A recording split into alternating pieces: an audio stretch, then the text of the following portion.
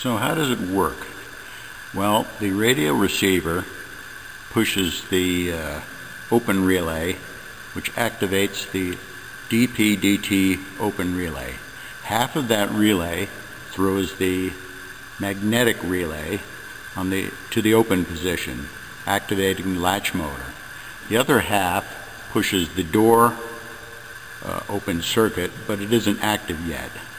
Once the latch reaches its limit, the 120 volt open number 2 relay pushes the door open circuit again, which is now active, opening the door.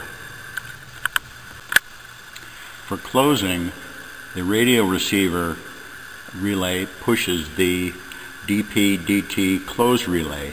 Half of that relay throws the magnetic relay to the closed position, but the latch motor isn't armed yet due to the door position cutout switch.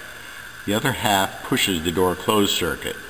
When the door is closed, the door cutout switch now provides power to the latch motor, which latches the door.